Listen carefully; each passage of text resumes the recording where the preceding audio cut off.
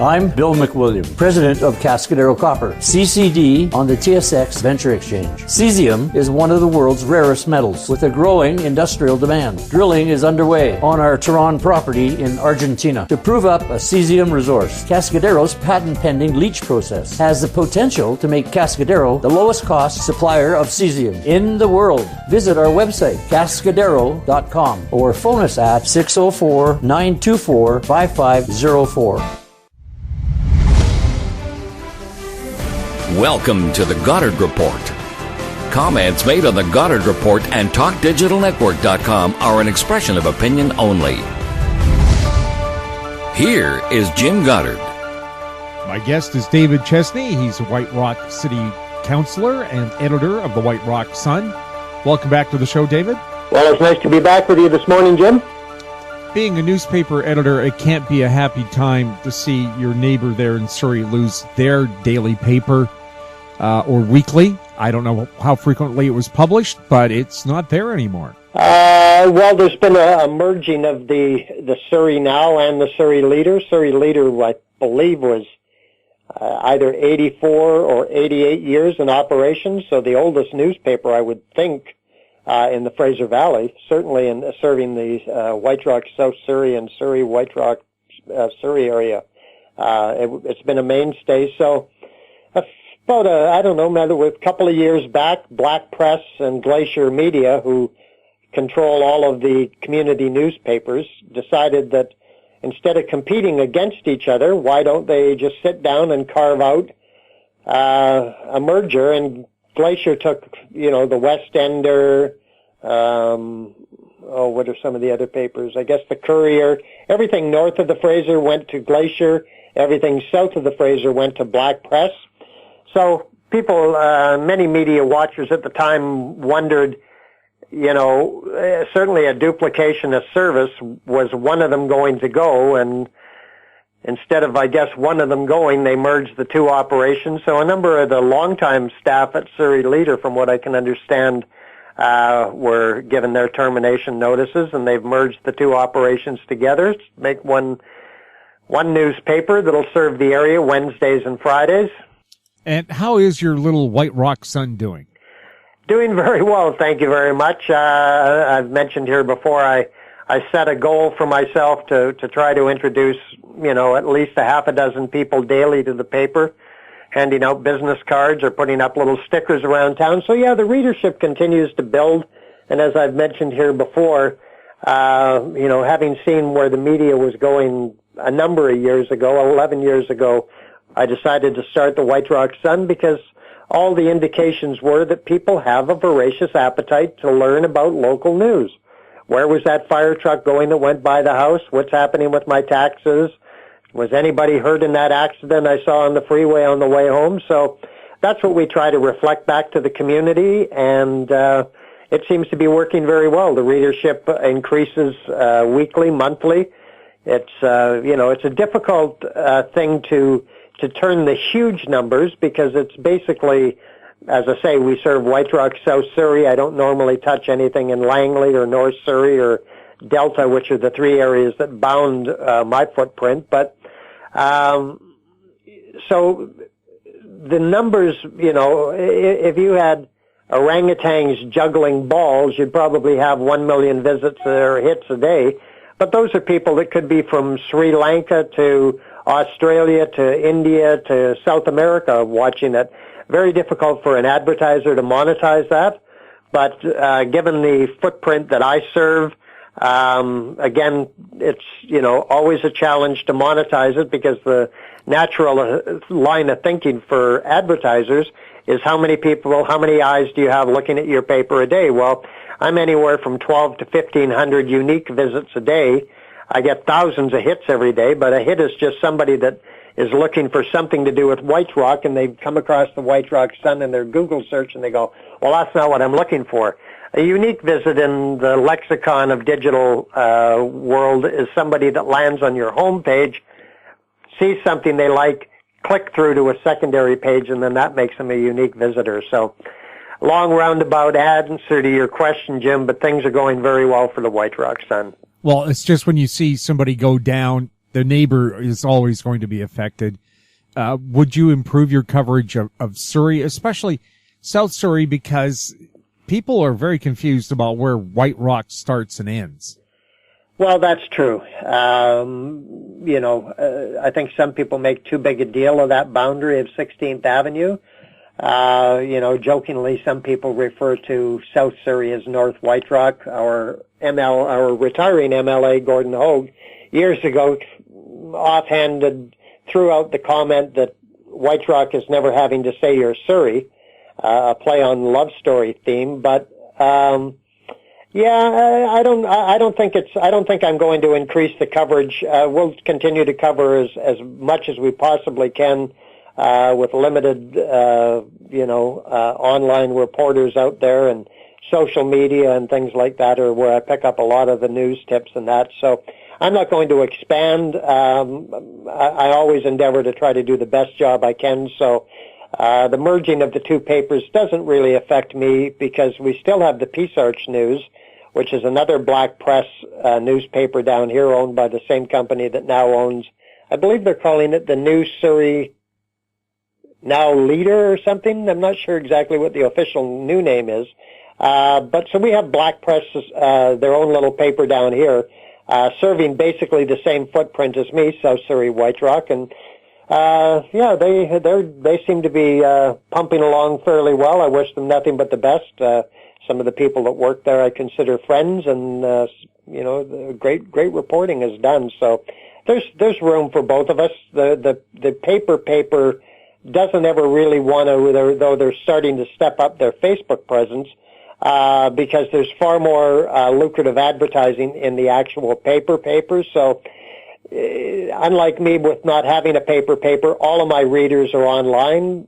The Peace Arch News has to have some form of presence online, but they don't really promote the fact or push it hard that, hey, you don't have to read the paper, you can read it online. They update stories there on a regular basis that won't be in the paper version till sometimes 2 or 3 days later. So it's, we coexist just fine. We'll have more with David Chesney right after the break. Gem International is a new diamond explorer in the richest diamond producing country in Africa, located next to the 4th largest producing diamond mine in the world. International Spotlight is on an 1109 carat diamond recently discovered in Africa by a fellow Canadian junior with a proven operator and finance team. Gem International trades on the TSX Venture Exchange, symbol GI. Visit us at gemdiamondmining.com.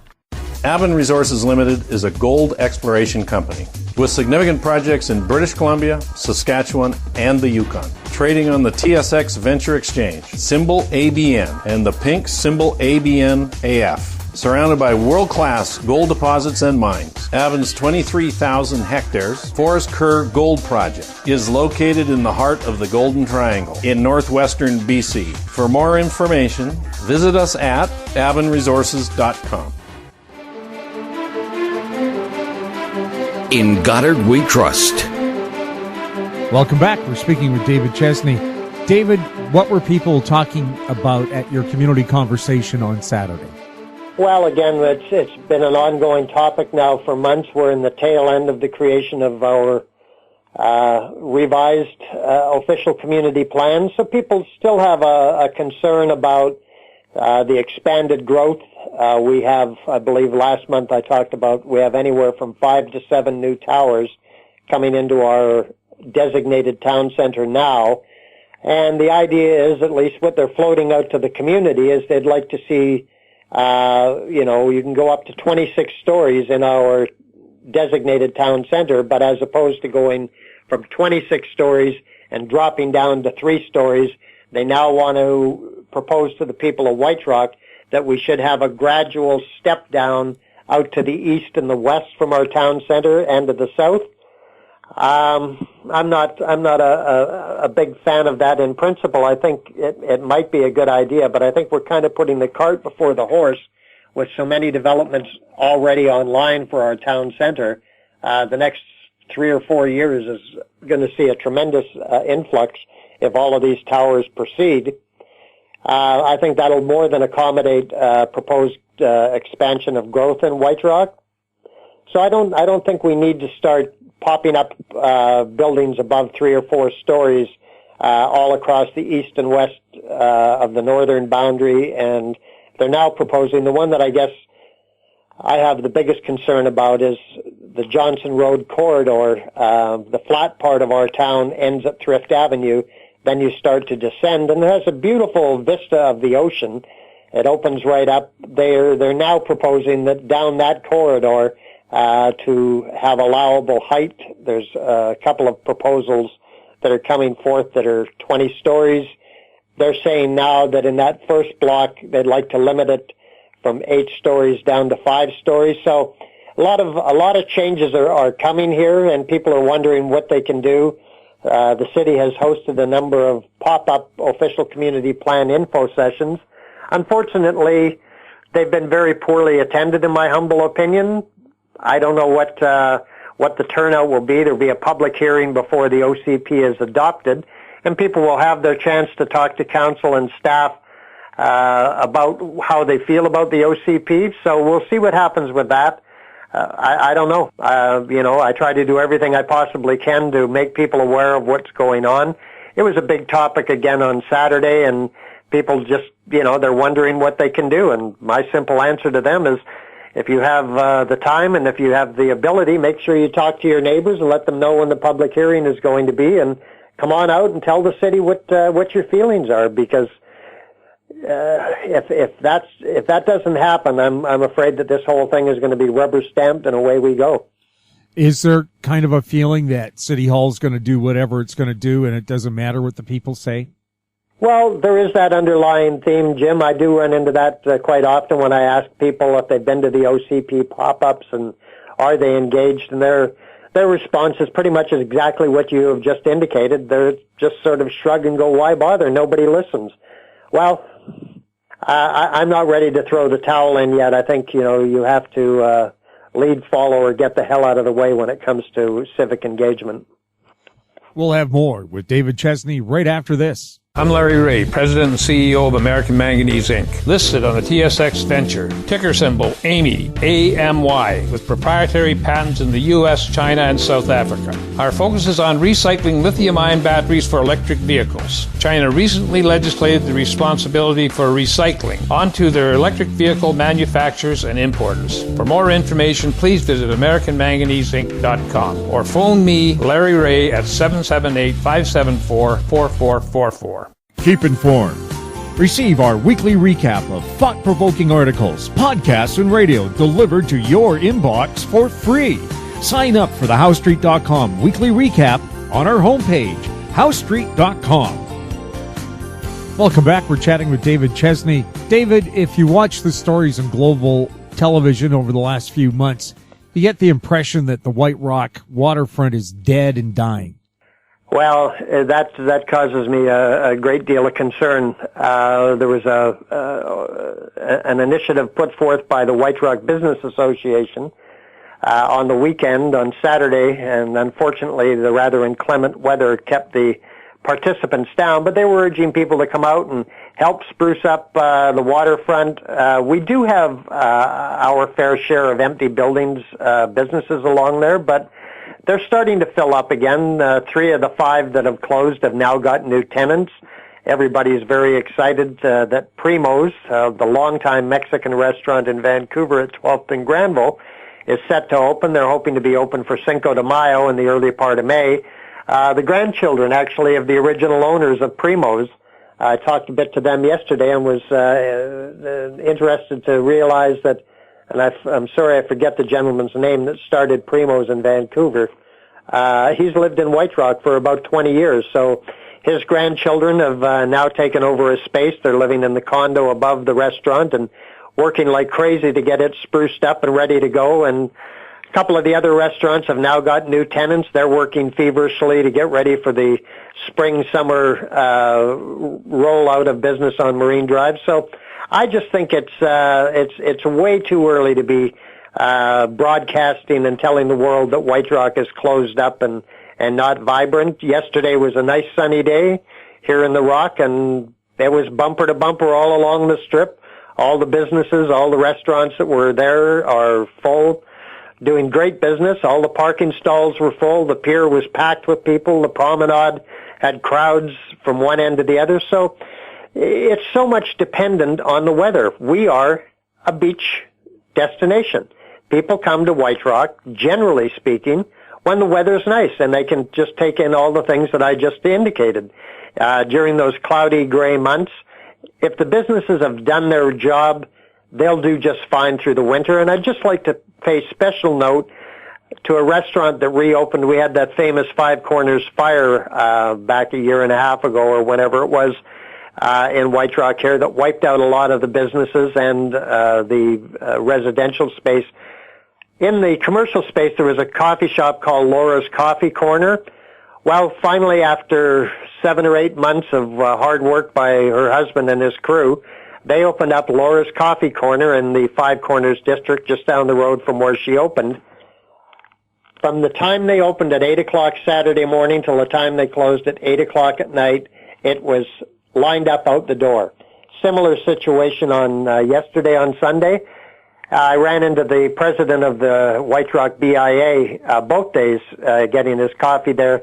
And yesterday I remarked to him, I said, you know, Ernie, the only thing the waterfront is missing, they all need a Laura. Laura is an incredible example of what hard work, great food, nice atmosphere will bring you. I just think the restaurants along the waterfront, a lot of them could take a lesson from Laura about how you serve your customers, make them feel at home. She's, you know, there's no ocean view, a little partial ocean view from her restaurant, but she's doing great business. If she was on the waterfront, she'd be doing equally as well. So I think that one of the equations that nobody's really paid enough attention to is to try to educate the businesses along Marine Drive that you need to make hay while the weather's good and make friends while the weather's good. There's a number of coffee shops that I frequent down there on the waterfront simply because of their proximity to the beach. If I'm down there and want to get a cup of tea or a coffee or something, I've been going into them for years, and I don't expect anybody to come out from behind the counter and give me a neck rub, but at least some level of recognition of, thank you for coming by, have a nice day, anything else I can get you? Zero. These people need an education on retail success, in my mind. Is there any talk of reviving the Sandcastle Festival? That was a hugely popular event. 200,000 people were at the last one, and then you canceled it back in the 80s. Well, actually, I'll correct you, Jim. 450,000 is the number for the final one. The pictures that I've published regularly in the White Rock Sun, absolute. The tide was out, and you couldn't see any sand for all the people. Yeah, I don't know. There's always talk about it, but there seems to be some kind of resistance to bringing it back. I've been told that the RCMP do not support the return of the Sandcastle competition because of the potential massive crowds, but I don't think that should be a reason. It was such a signature event for this community for years. We were known around the world as the Sandcastle capital of the world. I think that pretty much describes us. It's a great handle for people that when they think of White Rock. And I often run into people when I tell them I'm from White Rock, they either fondly mention about the White Rock Sandcastle competition or wonder if it's on again this year. So I don't know. There's always talk about it coming back, but that's about all we've seen to this point in time. I agree with you. I think we should definitely bring it back. Bring it back, control the crowds. It didn't hit 450,000 overnight. It was over a number of years that the event happened. Due to media coverage, people were like, hey, we should go to White Rock. Hey, what's on this weekend? Sandcastle competition, yippee-ki-yay, let's go. So it just kept growing and growing, and I think we bring it back. We control it. We have a very easy way of controlling the number of people that come in and out of White Rock at the east and west end of town.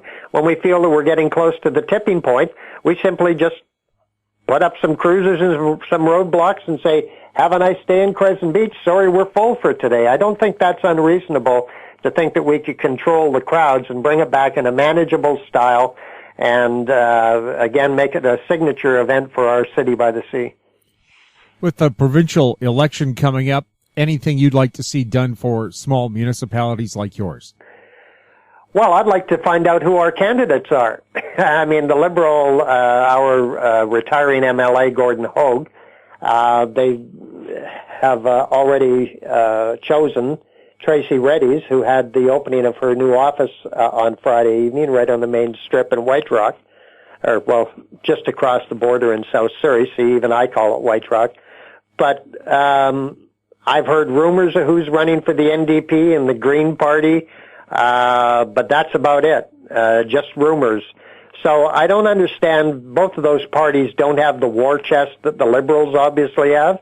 So I don't know why they weren't out knocking on doors last November and December, street cornering it, trying to meet people and get their message out. We're now, 6 weeks out of the election, and I can't tell you who our candidates are. So that's what I'd like to see as far as our civic politics here.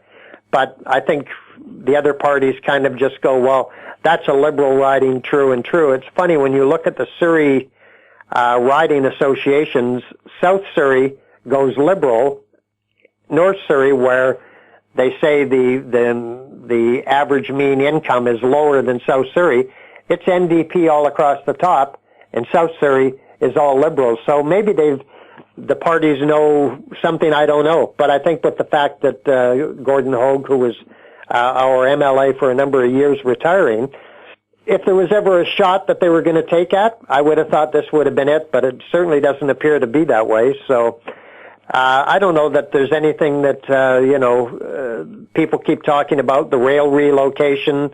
Diane Watts, former mayor, now our Conservative MP, continues to try to keep the topic alive in Ottawa. And there has been some talk over in Victoria, but, sure, I'd love to see those train tracks moved, but unfortunately, given the huge price tag, which they guesstimate will be in the billions of dollars, I don't see BNSF moving that rail line anytime soon. So I just think that we just need to have a representative. I've had the opportunity of talking to Tracy Reddy's on a couple of occasions. I think she's going to be a strong candidate for us, and I'm sure that she will continue to try to advance and fulfill the needs that we need in our community. Well, it seems to me overall the NDP is already rolled over and conceded. I don't see any pushback at all. Well, I think I'd mentioned before on a couple of different occasions since being elected, I've gone to UBCM conferences and had the pleasure of hearing John Horgan talk, and went up to him after the meeting both times and said, you're an incredibly powerful orator. I got to tell you, you need to be out more in the community. People need to hear more about your message. But I haven't seen that. He's blown through Surrey a couple of times in the run up to this election up in the northern part. He's not been down in our area of the community, or the South Surrey White Rock area. But I think that he, if you were to stand on any street corner and stop 100 people and ask them if they could name the head of the NDP, I don't think he has the profile that he needs, but I do have a lot of respect for the man. I think he's got a lot of great ideas. But I don't think that, given we're this close to the election, unless some bombshell really explodes, I think you can pretty much expect we're going to see more of the same. David, thank you so much for chatting with us. Jim, I always look forward to it, and again, I always thank you for the opportunity to tell the people about White Rock and what's going on down here, and I invite all of the listeners to come on by next time it's sunny. Pack your Kool-Aid and your bologna sandwiches into the picnic basket, bring the blanket, and come on down. Enjoy everything that we have to offer here in White Rock. My guest has been David Chesney, White Rock City Councillor and editor of the White Rock Sun. You're listening to The Goddard Report. I am Jim Goddard. Thanks for listening. Comments made on The Goddard Report and TalkDigitalNetwork.com are an expression of opinion only. The Goddard Report is available online and mobile at TalkDigitalNetwork.com. The Goddard Report is a production of Howe Street Media Incorporated.